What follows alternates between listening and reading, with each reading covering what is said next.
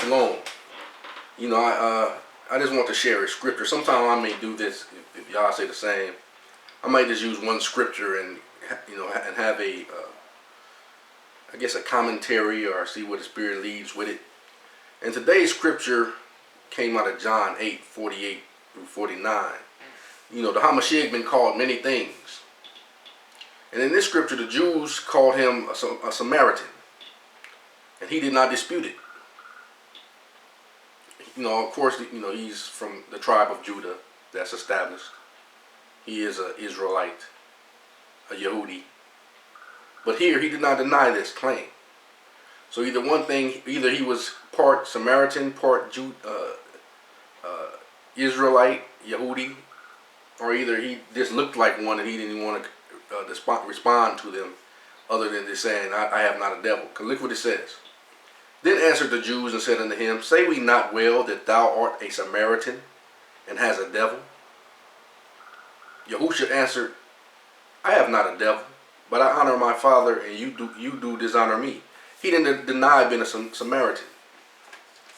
And then in this scripture here, this talks about the Samaritans. It said when Yahusha reached the famous well at Shechem and asked the Samaritan woman for a drink, she replied, full of surprise, Jews do not associate with Samaritans, John 4:9.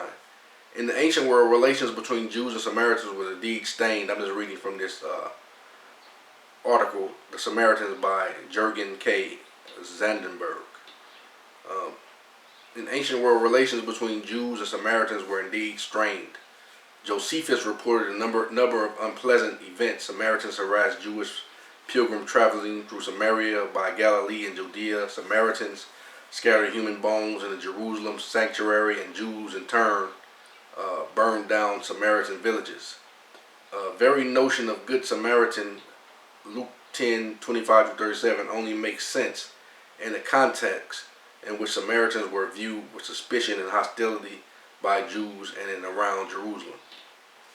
Okay, and then I looked up world's oldest and most well-known civilization.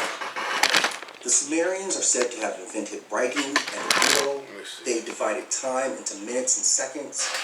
They tamed nature and built gigantic cities.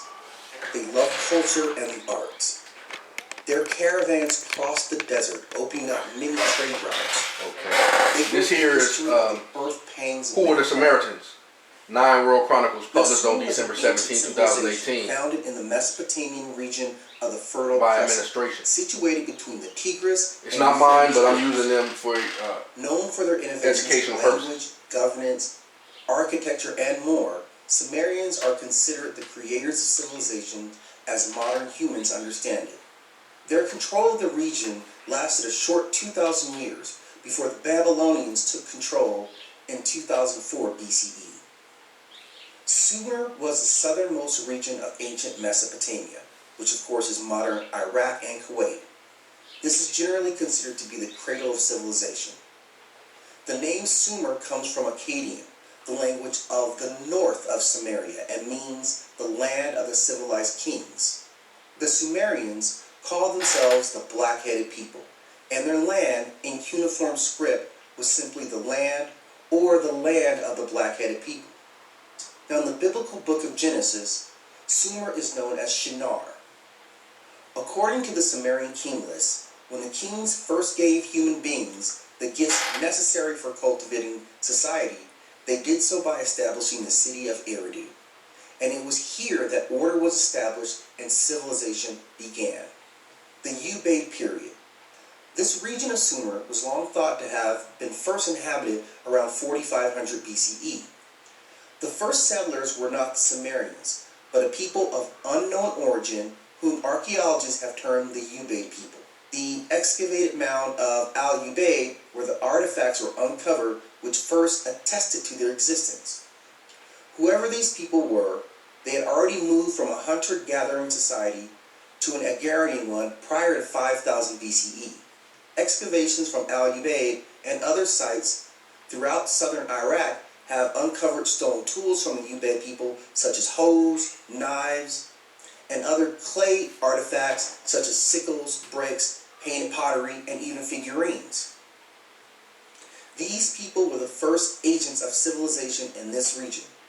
At what point the people who became known as the Sumerians entered is not quite known. The Sumerian king list. The first ruler of Sumer, whose deeds were recorded, if only in the briefest kind of statement, is a king by the name of Etana of Kush, who may have come to the throne quite early in the 3rd millennium BCE. In the king's list, he is described as he who stabilized all the lands. The Sumerian king list is a cuneiform document written by a scribe from the city of Lagash sometime around 2100 BCE, which lists all the kings of the regions and their accomplishments.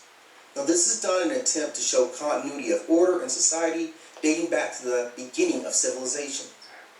As Mesopotamians generally, and Sumerians specifically, believed that civilization was a result of the gods' triumph of order over chaos.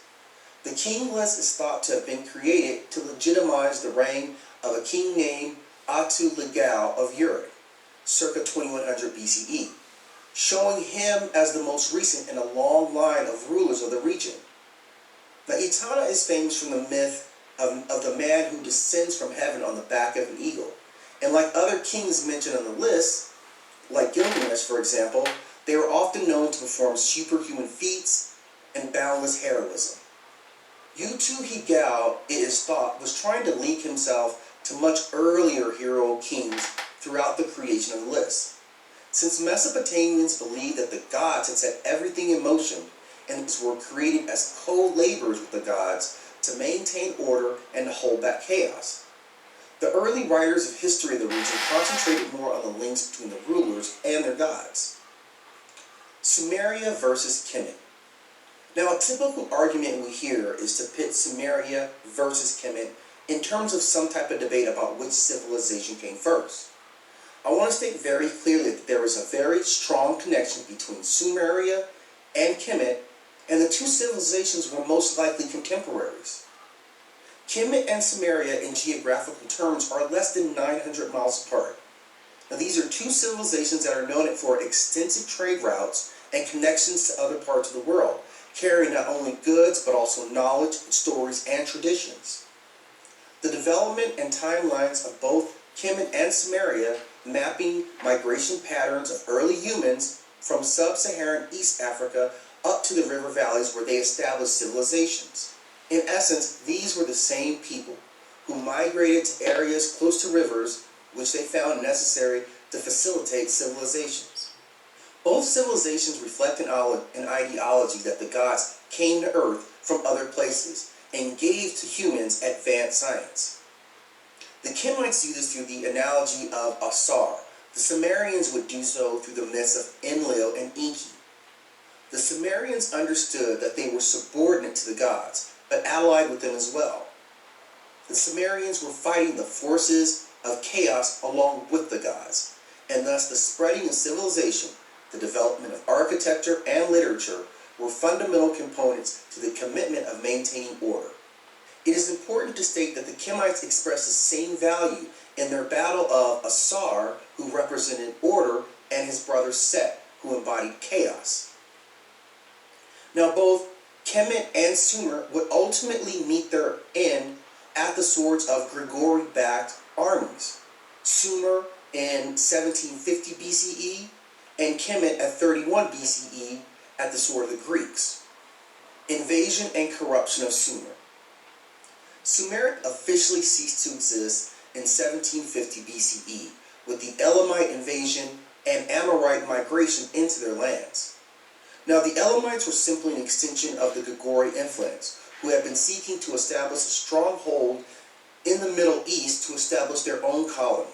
As the Anunnaki had already left Earth, their human protege were left to fend off the advanced Grigori war machine at a disadvantage.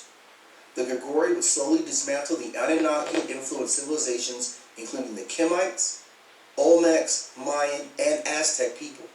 The links between Sumer, Kemet, and these other ancient civilizations is far more significant than their differences. The myths of Sumer. The Sumerians believed that the universe had come into being through a series of cosmic births. First Namu, the primeval waters, gave birth to An, the sky, and Kai, the earth, who mated together and produced a son named Enlil. Enlil separated heaven from earth, and he claimed the earth as his domain. Humans were believed to be created by Enki, the son of An and Namu. The major deities in the Sumerian pantheon include Anu, the god of the heavens, Enlil, the god of wind and storm, Enki, the god of water and human culture, Ninhu, goddess of fertility and the earth, Utu, the god of the sun and justice, and his father Nana, the god of the moon. During the Akkadian period and afterwards, Inanna, the goddess of sex, beauty, and warfare, was widely venerated across Sumer and appeared in many mythologies, including the famous story of her descent into the underworld. Sumerian religion heavily influenced the religious beliefs of later Sumerian peoples. Elements of it are retained in mythologies and religions of Hurons, Akkadians, Babylonians, Assyrians, and other Middle Eastern culture groups. Scholars of comparative mythology have noticed many parallels between the stories of the ancient Sumerians in early parts of the Hebrew Bible. The impact of the Sumerian culture, innovations, and advancement cannot be understated.